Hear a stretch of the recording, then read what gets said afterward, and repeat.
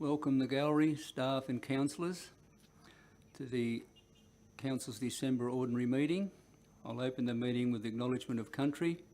Richmond Valley Council recognises the people of the Bundjalung Nations as custodians and traditional owners of this land, and we value and appreciate the continuing culture, connections to lands, their living culture and their unique role in the life of this region in the past, present and future.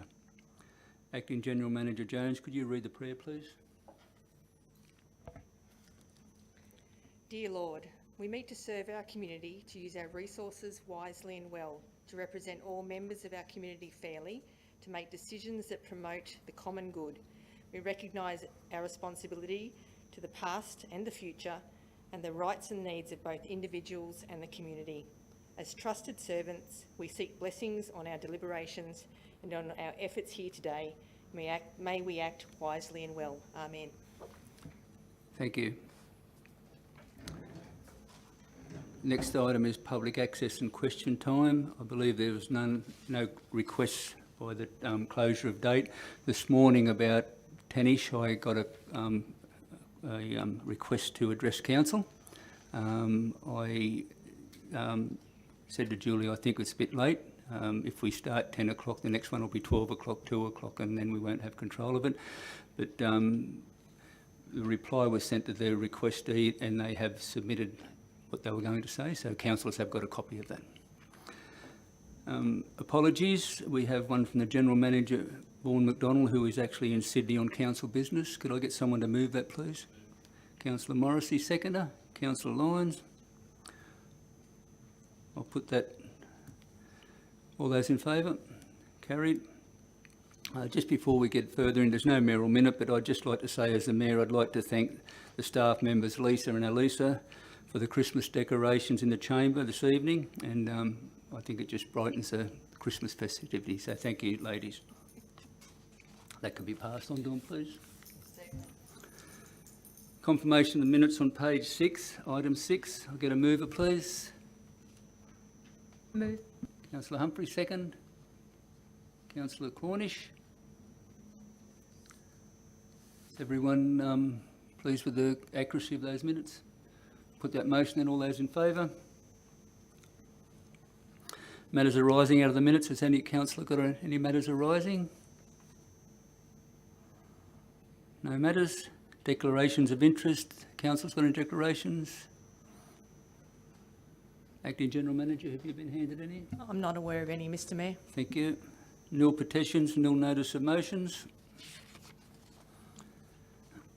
We'll move my Mayor's report on page 8, item 11.1. Could I get a second, please? Second. Is there any questions arising out of that? Yes, Mr Mayor. Councillor Morrissey's back. On the that's right, Mr Mayor. 11th of November, NRLX film shoot, New South Wales Government. Yes. Can I have a bit more of an explanation, please? When government give you grants, they like to show what they've done with the grant, and they sent a film crew around. I had to leave. It was very short for me because I had to get to Remembrance Day, but the General Manager stayed and finished off the shoot. So, when that will be come out, I'm not sure. Thank you. I'd just like to let you know, Councillor Morrissey, at the last meeting, Councillor Hayes filled in well for you, asking me some questions, so you'll be proud of him. That's great to hear, Mr Mayor. Item 12.1, if there's no other questions. Councillors, I'll move this. Can I get a seconder, please? Councillor Humphreys. You will see that I'm the author, but I must say that Councillor Humphreys and Lyons both had input into this report.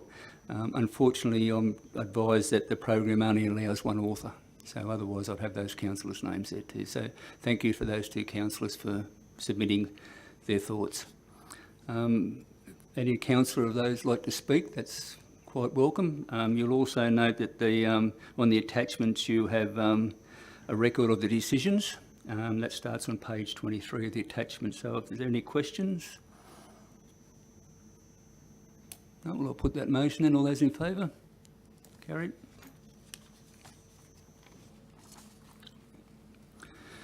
Matters determined without debate. Has any councillor got any items?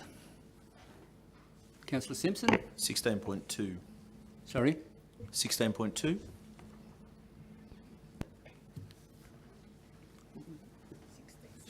16-2. Okay. Any other councillors? Councillor Humphries? 14.1. 14-1.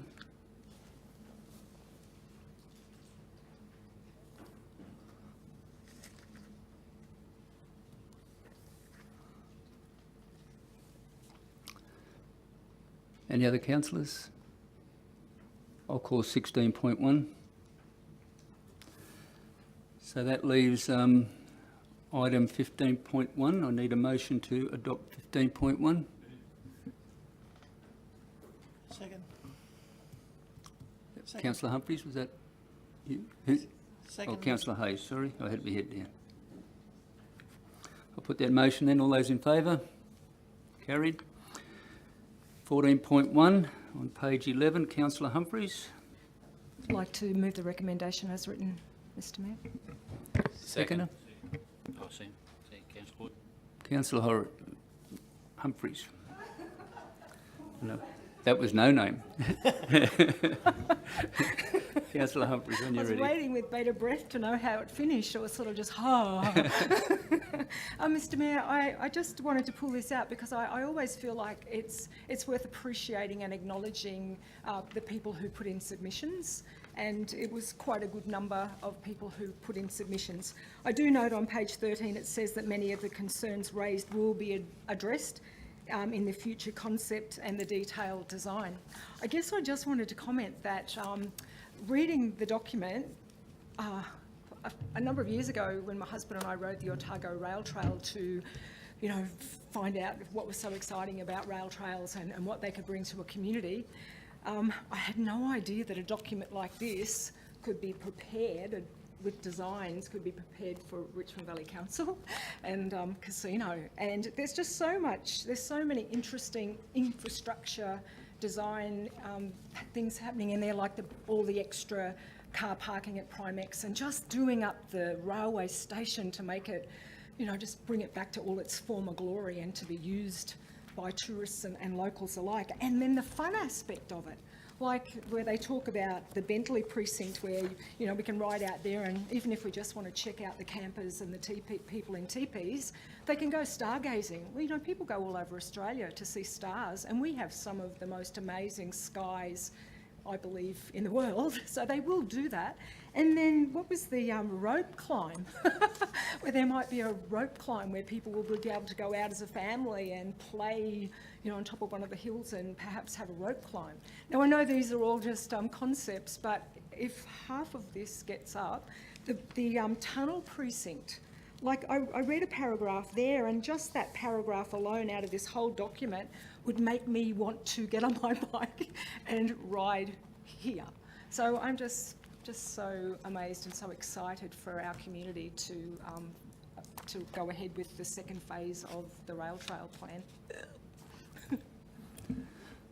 Thank you. Any other speakers?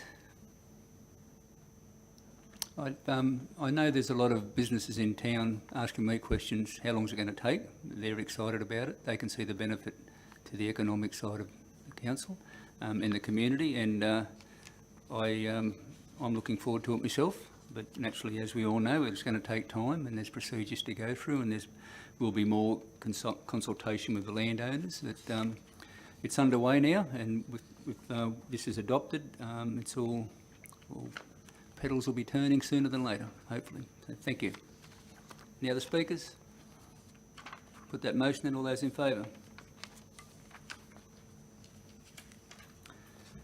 16.1 on page 21.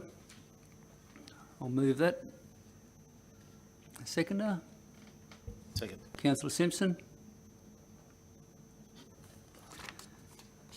Councillors, as you know, we had a session and a briefing on this. I'd just like to congratulate the staff and who have had input into this. I think it's a very exciting document, and it is going on to public exhibition. And I note there will be a a workshop for the tourism stakeholders in the area, so I think that's a good thing that they will have input into the document and get some feedback. I also note that page 21, down the bottom, it talks about the economy, and tourism is estimated to contribute 78 million direct visitors expenditure to the Richmond Valley's economy per year, and a lot of those are day trippers or just overnighters, and I think that fits well with our Explore Next Door, which was launched recently, and I see the boost that will happen in the future. As we know, people aren't travelling overseas as much as they'd like to, and I think the domestic tourism is set to skyrocket, and Richmond Valley is well placed to take advantage of that. Councillor Simpson? I'll just echo your thoughts there, Mr Mayor. It wasn't that long ago that this council had decided that it didn't want to really take part in tourism, and so I'm really pleased to see us have a destination management plan. I think tourism does a hell of a lot for our economy, and if we can capitalise, like you say, on the fact that domestic tourism is about to have a big boom, we're now well placed to capitalise on that, and hopefully all of our towns and villages, we can spread the people amongst them all so that everyone benefits. So yeah, very much looking forward to this and what the future of tourism holds for the valley. Thank you. Any other speakers? I'll put that motion then. All those in favour? Carried. 16.2, Councillor Simpson. Yes, I'll move the recommendation as written. Seconder? Second. Just Hayes. Councillor Hayes. Councillor Simpson. Just with a question through you, Mr Mayor. A signpost was erected at Woodburn in the last couple of weeks naming the old Pacific Highway as Tuckambill Road. I'm just wondering how this occurred, given that the name Tuckambill Road wasn't one of the rejected names, nor is it one of the proposed names. So how on earth did a sign go up naming the old Pacific Highway Tuckambill Road?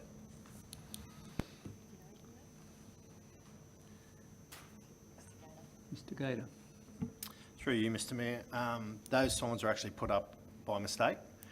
There was another one in Broadwater. Our manager assets has actually talked to the RMS today, and they will be covered up until the actual proper names are actually decided on. So yeah, they've been put up by accident. I understand that they're put up by accident, but how the names aren't, the name that they put up wasn't even one of the proposed names at all. Yeah, it got a fair bit of Facebook coverage, and that's why we've made a call to the RMS and found out this morning that it was actually an error. So they will be covered up. I don't know when, but they will be covered up for us to go through. I had a question at a meeting I was at actually on Monday night, and I said, well, there is actually a report going to council on Tuesday night, so I don't know how they've come up with that name, because I know that name isn't actually in the report. So, yeah. So who actually put them up? That's another following question. Further to Mr Gator's comments, I understand, yes, it was a mistake, and I understand that Tuckambill was the name that Ballina Council had approved and endorsed for their section of the old Pacific Highway. So I think somebody in their wisdom decided to put that on all the signs without having our consultation process and our naming process. So I understand that is the Ballina Council section of the old Pacific Highway's name. That's the answer. I assume that'll be Lang's Way, is it? That's in here? That's what Lang's Way will be, from Woodburn through to Broadwater? Yes, Councillor Hayes, that's what's proposed, is that section of the highway will be named Lang's Way, and as the report reads, that the Geographical Names Board have given in principle support to that name, because they didn't support some of the previous names that we put up for consideration. So I'm pretty sure that that's what our end name will be, subject to this, the adoption and the consultation from tonight. And where will Lang's Way start? Not where they've got the sign, eh? Because that's River Street.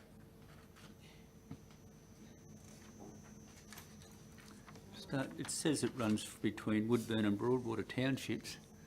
Yeah, but the sign's actually at the end of,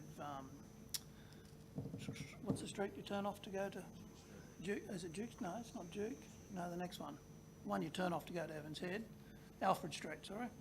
It's at the end of Alfred Street when you get the T intersection. It should be out near the 60s. Shouldn't it? What's the name of that road now that goes through Broadwater? Through Woodburn, sorry. River Street. It's always been River Street. It's the Pacific Highway, but it's always been known as River Street. So people are worried about changing their addresses and stuff. It's, it's a bit of a... At the 60s? Okay, well, maybe something needs to be clarified. And where will Langs Way finish? Well, that's what we're saying, we'll have to need to clarify that.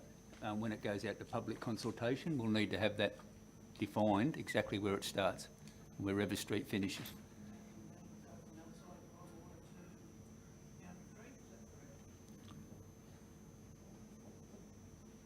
Boundary Creek is our boundary. Yep. Through you, Mr Mayor, that'd be Paringa, I believe. Sorry, will Langs Way just join the townships of Woodburn and Broadwater? And what happens on the other side of Broadwater? Does that change name there? Because that's not Belmont. Councillor Hayes, that's Paringa Drive, Is that which right? is subject to this, which is the, as I understand, is the Broadwater section. So Langs Way is only from the section from Woodburn to Broadwater. And I presume, but I will clarify and make sure that it is definitely plain as day, but River Street will remain River Street, and where the River Street abutted the Pacific Highway, which is no longer the Pacific Highway, that's where it will become Langs Way, to Broadwater, where Paringa will start.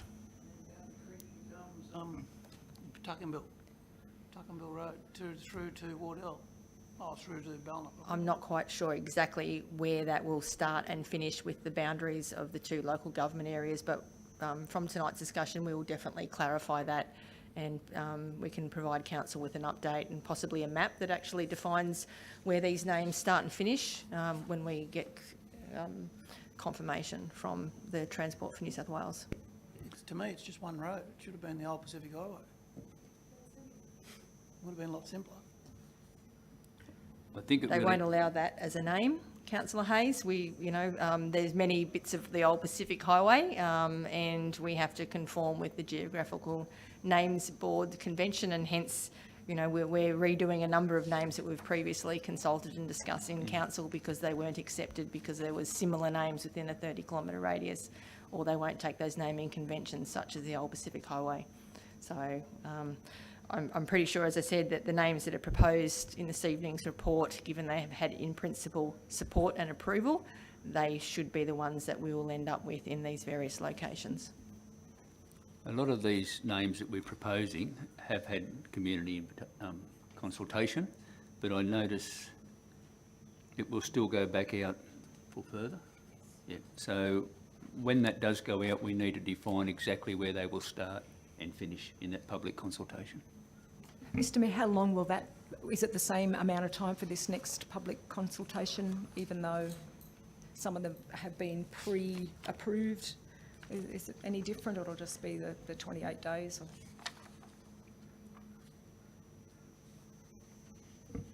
Through you, Mr Mayor, I understand it will be the same consultation period in accordance with the roads regulation. Just one more. What's the road that goes through Broadwater now, the Pacific Highway? Is there a street name for its Pacific Highway? Oh, amazing. Yep, Yeah. Pacific Highway. Yep, definitely. So will that get a new name for the length of Broadwater? Yeah, that's the Is that the other one in there, is it? Paringa Drive. Oh, so it starts and goes through Broadwater and all the way through to Boundary Creek. That we're not 100% sure of. It goes all the way through Broadwater. I'm not sure if Tuckenbill comes to the Broadwater 60 sign on the northern side, though. That's what we need to check out. Yeah. Yeah, it's different, isn't it? Like Woodburn's going to have River Street, where Broadwater's only going to have the new name. Yeah, anyway. Yeah. I'm just thinking of addresses. It's going to drive people mad. Anyway, if it needs to be actually defined when it goes to advertising, because these questions will be asked otherwise. So. Any other speakers? Councillor Simpson, right a reply? Put that motion then. All those in favour? Carried. Matters for information on page 27. Item 17, could I get a mover, please? Moved. Second. Hayes. Councillor Morrissey, Councillor Hayes. Two questions. There's probably a simple answer for them. On the summary of development applications, there's one there from New World Foods. What page are we on? Page 40, Thank you. 1917.3. There's no value against a development application. Is there a reason? Through you, Mr Mayor, this was an amendment application. So it wasn't a new application, it was amending a previous application approval. And back on our little graphs we get for our information on the development applications received and their monetary amounts, on page, well, on 17.3 on the front page. it's, 37. Is it? No page number on it, anyway.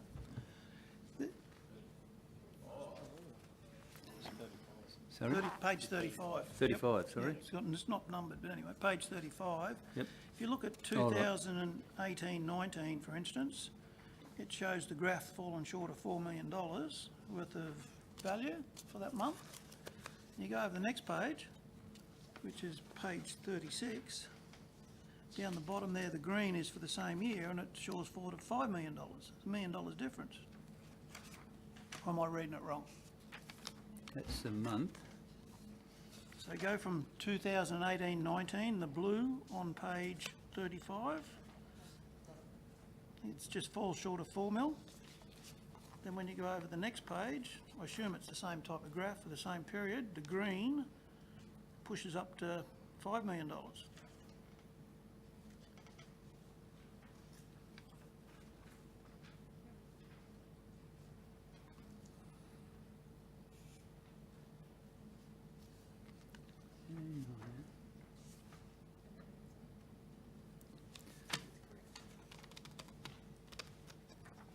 Acting General Manager Jones, you Might just want to look at, that's all. Through you, Mr Mayor, this is confusing me too, Councillor Hayes. I understand what you're saying. I don't know, I don't have any answers for you. I will double check how these figures are automatically generated through our statistics in our Tech 1 program, and it certainly does show a difference there. So I will double check those and I can confirm which graph is correct for you. I only checked November's because it was easy to look at. The others may be the same. Done my head in by then.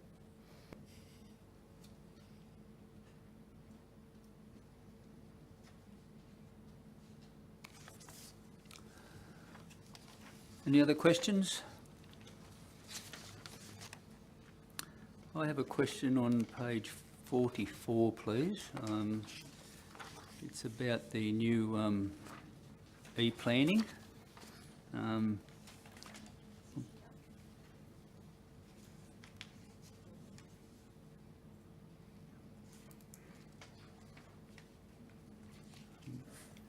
Page 44, returning of applications.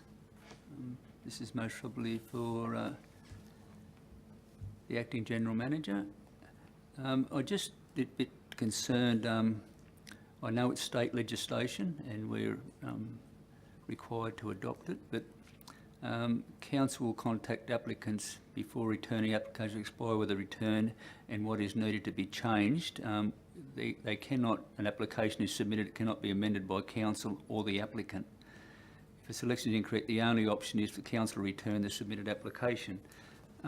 Is that saying that Council cannot actually, if someone rings up and says, oh, you need to tick that other box instead of, I made a mistake, is that, could you explain please? I'm a bit concerned about that. Yes, Mr Mayor, you have read that correctly. So once an applicant submits an application in the portal, the applicant can't amend it, nor can a council officer. So in its current form when it's in a portal. So what we will have to do is send that back to the applicant and get them to change it and then they resubmit it. So it's a system that we're going to have to work with. It's a new system and I dare say there will be some teething issues. But what we have adopted to do is when we have issues with applications, when there might be a simple clerical with not ticking the right box, etc., is that we'll have a conversation with that applicant on the phone. So we will actually ring up the applicant and explain to them why we're sending their application back and walk them through changing it if need be, so they can then submit it back again. So I'm expecting when this portal rolls out, there will be some teething issues. It will be resource hungry, but we will try and do our best with customer service and explain and help people through this process.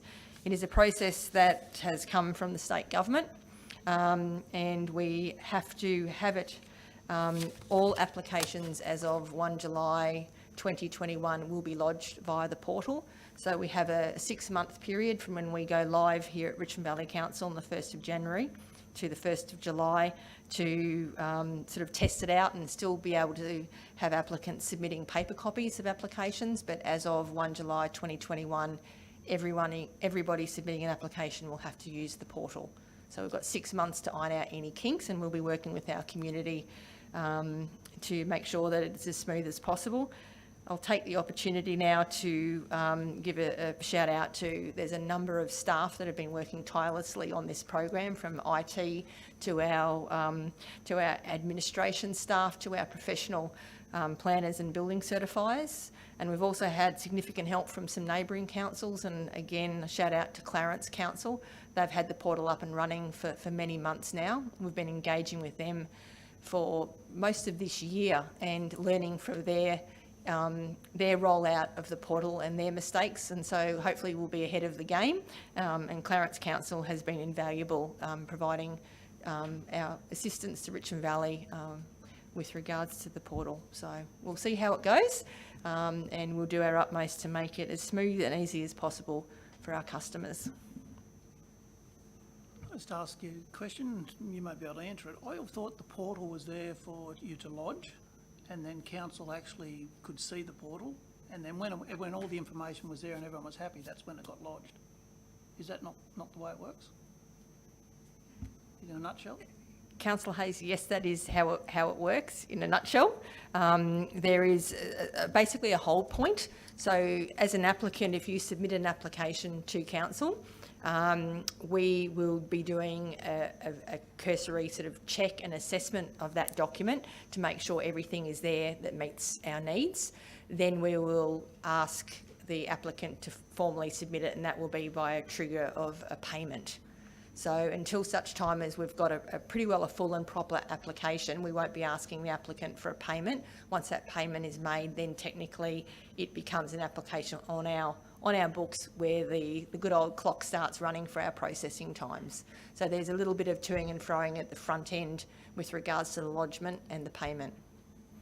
So how much information, say you lodge something, it's not up to scratch, council then contact you, or do they go back through the portal and say you need to supply this, you need to tidy this up? Is that what they do, or is it just rejected and comes back to you?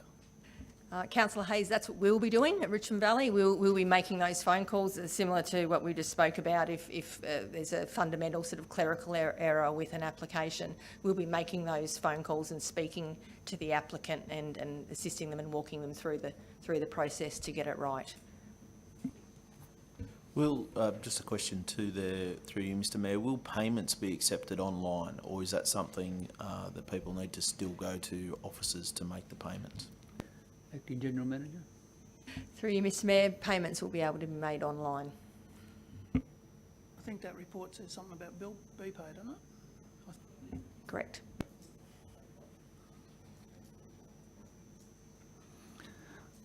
Mike, I have a bit of a concern. It's going to make it hard for a everyday citizen, mum, dad, family person to submit even a small DA.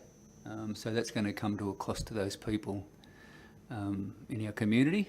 Most probably a lot of them will be extra cost to them that they're not planning on doing. I know it's hard now, or difficult now, to sometimes to lodge a big DA, but just small ones. I think, there's still the opportunity there. So I think it's going to see it harder. And I don't know if you'd like to comment on that. That's just how I view it. Yes, Mr Mayor, I must agree with your sentiments on this one. It is potentially a significantly more complicated process because we won't be taking hand-drawn plans anymore. Plans have to be lodged electronically and they have to be up to a certain standard. Different files for site plans, elevations, floor plans. There's actually naming conventions of how to name those files. So we've put together a lot of fact sheets and guides on how to help people through the process. I understand our library staff will be assisting applicants to lodge their applications because you have to have an email address because everything goes to and from a particular email address. So we do still have members of our community that don't have email addresses. So if they want to lodge an application for a carport, they'll actually have to create an email address, a Gmail address or something like that, which our library staff are going to be engaged to help them with. We also have our customer service, our customer experience staff that will be trained in the portal and will be able to provide advice, and of course our development concierge, which is a position that we've had at council for a number of years, and I can see a lot of their time will be taken up in helping people put together their applications and lodging them in a format that's acceptable to council and the portal. So yeah, I can see it's going to be a different world for many people, and particularly those smaller little carport and little renovation DAs that used to come in on paper. They all have to be now electronic plans. I'm pleased that we're getting some advice from neighbouring councils. It's very helpful, and as I said earlier, it's state legislation, so this will cover the whole state. So it won't be only Richmond Valley going through the process, but I do see some frustration by applicants and even our staff going forward, but it's necessary with the state government requiring us to do it, so yeah. Yes.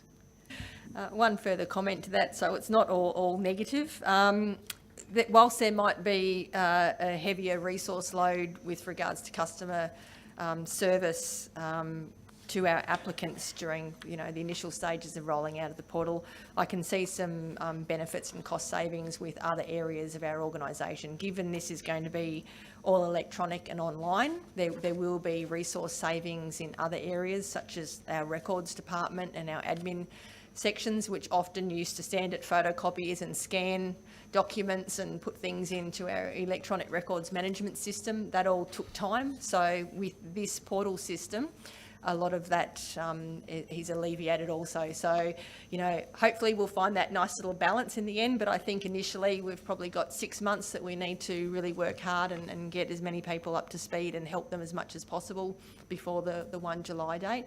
But there will be some benefits to other areas of our organisation, and I think we really just need to spend this next 6 months when the portal is up and running to see how it works for us and what our resource needs are. We might need to make some adjustments in the future, maybe with regards to fees or changing and aligning different resources to make sure that we can roll this out and cover what we need to do. What's Councillor the Hayes. role going to be in the Evans Head office? It's just changed from you can't lodge there now, they've got to come up here. Is that going to remain, or is it because it's on the portal you'll be able to still go in there for help or whatever? Is it going to change or is it going to stay the same? With regards to Evans, we are lucky. Our admin centre is co-located with the library, so the staff down there, which are sort of a combination of administration and library staff, will be able to help applicants there, and we've got the computers and the technology at the libraries that will be able to assist applicants in the Evans office. So I don't see it being any different to the casino office, other than the added benefit that the library and the administration office is one. I think there's a gap. Like if you're doing a larger job, you're probably paying a planner anyway, and they're going to do the application for you. I think it's back to these little, add-ons and pergolas and patios and stuff for the normal householder that we're going to. They're going to struggle with them. There's going to be no one around that can help them unless it's council, and I really think councils should be providing that service somewhere. Yeah. I know you're working at it for the next 6 months, but after that, what happens? Wait and see. Yeah, Through you, Mr. Mayor, yeah, I think we need to see how this rolls out and what the needs are and where the resource gaps are, and then we need to make some decisions about how we're going to resource it in the future, definitely. I think it needs to be monitored. That's why I raised it. I've just got a few concerns. I think it needs to be monitored into the future and see how we go and where we go. But if legislation says it needs to be returned and you can't correct anything, it's going to be hard. Yeah. Any other issues, Councillor Rose? Councillor Morrissey? Put that motion in. All those in favour? Carried. Page 46, item 18, questions on notice. Nil. 19, questions for the next meeting in writing. Have we any questions? Would you like to read it, please? Yes, we do have a question, Mr. Mayor. It came from Councillor Simpson, and I'll read it verbatim. So, this is from Councillor Simpson. I recently observed an article in the Northern Rivers Times and claimed Whipperee had been completely forgotten by council in the bushfire recovery effort. Could the General Manager please outline details of any communication with the Whipperee community, along with details of any actions taken to assist Whipperee with their recovery? Do you have an answer tonight? I actually do have an answer tonight because a number of us in council were aware of the same newspaper article that you saw, Councillor Simpson. And I've got together a little bit of information with regards to what council has done for Whipperee post bushfires. So there's been a number of actions that we have taken, and one of them was our council mobile library attends Whipperee each fortnight with Red Cross volunteers to assist members of the community with grant applications, etc. So that's been an outreach program that has been up and running. And prior to COVID, the Red Cross volunteers attended the shop regularly to speak to the community members at the Whipperee General Store. The Community Hall Grants Program, all the halls across our local government area were contacted on a number of occasions with regards to that funding. And no application at this point in time was received by the Whipperee Hall, although council officers did make several attempts to assist with any application they wish to put in on behalf of the hall. We understand that a generator has been provided to the hall through a charitable organisation, which is part of their bushfire recovery assistance. There were a number of mail-outs to the impacted area originally, which were fortnightly, and were not fortnightly. They were mailed out on a number of occasions to all bushfire-affected properties. And there's been a number of community newsletters, articles, newspapers, etc. through the last 12 months since the bushfire. Also, council was engaged by Transport for New South Wales to do some private works for the road in front of the Whipperee General Store. And I've seen some photos of that work in progress. It was quite substantial. It ended up totalling just shy of $75,000. So I understand that in front of the general store it was dirt and quite a bit of an eyesore that was always potholed, so that's all been sealed. So that was Richmond Valley sort of advocating on behalf of that need for the community, and Transport for New South Wales coming to the party and funding those works technically on, sort of basically on private land. We've done a number of remediation and reconstruction works along the Bungawalbin-Whipperee Road, about $50,000 worth. We've done vegetation clearing. At this stage it's totalling $210,000, and we've done significant works on Mount Marsh Road also, and we've committed to replace a bridge in that Mount Marsh Road area, and we're currently costing that and going through the disaster recovery process. So a new bridge on Mount Marsh Road is going to cost in the order of $840,000.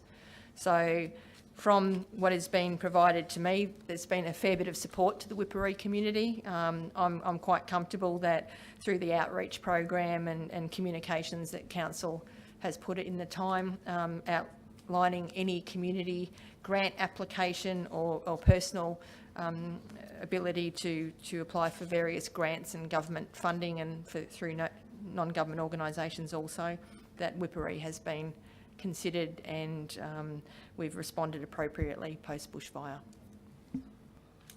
Just a quick question to follow up. On page 28 tonight, we have the grants, and there's a Whipparee bus shelter upgrade. It's been approved for 44,000. Was that included in the Whipparee bus for the roadworks? That wouldn't be included in that neither, would it? Part of those works were sort of where the buses do pull in. So I think this, I'm not 100% sure, but I think that the bus shelter is a separate entity. We've done the roadworks and the black stuff, Yeah. and this is probably the shelter. So they're two separate entities. So, So that based on that, that's an additional That may need to go infrastructure. into that too. Yes. Okay, thank you. Councillor Hayes. I've just got a question. I went out the Whipparee Bungalwalden Road only on the weekend, and the road's in good nick. It's been graded and there's been some work done out there. But I did notice when I went past the real bushfire shed, they've got a big sign up, "Save Our Shed." What's that all about? Are they losing it? Anyone know? Is it combining with Rappville? I don't know. Through you, Mr Mayor, I'm not quite sure. So it's on the shed on the Bungalwalden Whipparee Yeah. Road? Yeah, I don't know. I can find out for you. I know the RFS is going through a process of renewal and upgrading a number of their assets, and they've been doing that for a number of years, not just post bushfire. So unless they're moving the shed to somewhere else or combining a brigade, Combining. that's something that the RFS, but I can find out what's happening and provide you some feedback. I'd heard there was some RFS combining, but I don't know if it was in Richmond Valley Council area. I just heard some were combining with other ones. Because a few of them are down on numbers, so rather than have undermanned sites, they combine. Councillor Simpson, does that answer your question?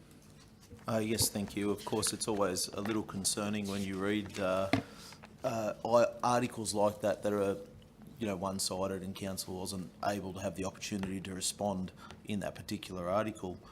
So it is good to hear that there has been some work done at Whipparee, and that council is trying to communicate with the community there, and that we are doing what we can to help them recover. So yes, thank you for that.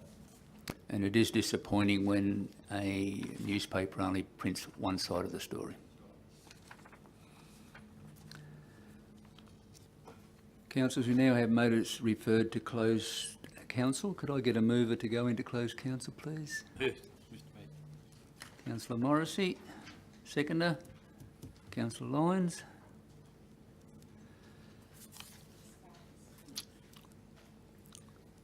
Acting General Manager, has been any written representation?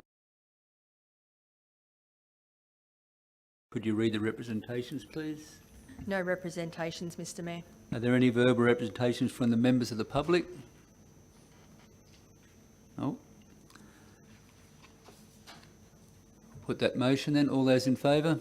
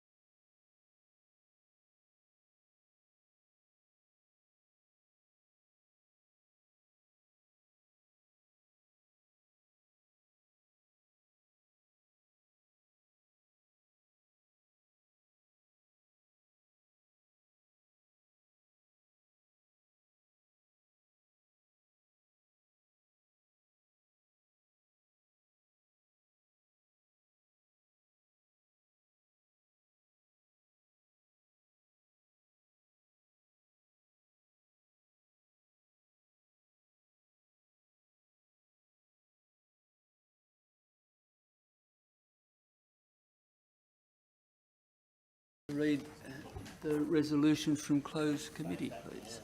Council. When you're ready. Okay. Hang on. Right. Okay. Yep. Sorry. Okay. With regards to item 20.1, tender design bridge construction on Bora Codrington Road, Bora Ridge, it resolved that 1. Council awards a tender to Auswide Bridge and Rail Civil Proprietary Limited for the construction of Bora Codrington Bridge, Bora Codrington Road at the assessed tender rate of $317,517 inclusive of GST. And 2, authorises the General Manager to enter into and endorse relevant contracts and documents, including affixing the seal of council where appropriately, generally in accordance with the details contained in this report. With regard to item 20.2, tender Evans Head Library renovation, the recommendation reads that Bennett Robertson be approved as the preferred tenderer for the internal renovation and reconstruction of the Evans Head Library, valued at $510,785 ex-GST. And 2, the General Manager be authorised to negotiate and finalise the terms and conditions of any contract or agreement, including reducing or extending the scope of works in line with the content of this report and the available budget, and affixing the council seal where necessary. In relation to item 20.3, tender transport and disposal of mixed waste, it was resolved that 1, council declines all submissions received for tender VP 212865, transport and disposal of mixed waste. 2, determines not to call fresh tenders as there is a level of confidence that the commercial outcome can be reached with one of the contractors that tendered. 3, apply clause 178 3E of the Local Government General Regulation 2005 to authorise the General Manager to enter into direct negotiation with tenderers with a view to negotiating a commercially acceptable outcome and finalise the general conditions of contract, including affixing the council seal where necessary. And 4, receive a report on the outcomes of the negotiation process when they have been finalised.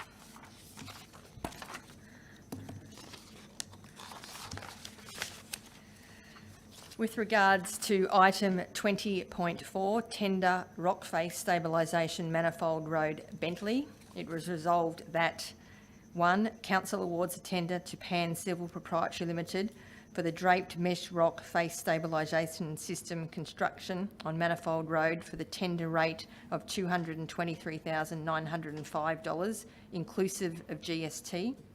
2, authorises the General Manager to enter into and endorse relevant contracts and documents, including affixing the seal of council where appropriate, generally in accordance with the details contained in this report. Last one. With relation to item 20.5, proposed option to sell council land at Reynolds Road Casino, it was resolved that 1, council authorises the General Manager to negotiate the granting of an option to purchase and subsequent sale of the land on Reynolds Road Casino, generally in accordance with the details contained within this report.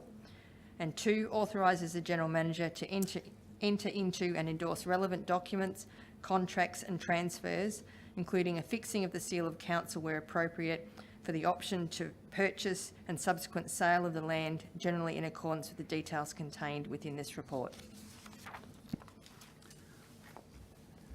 Thank you, Acting General Manager. That now closes the meeting. I'd just like to wish everyone a Merry Christmas and a safe for all your families, and a prosperous 2021. And let's hope it's a lot better than this year and the previous year. So everyone have a great time and enjoy yourself with your families. Thanks very much and have a safe trip home.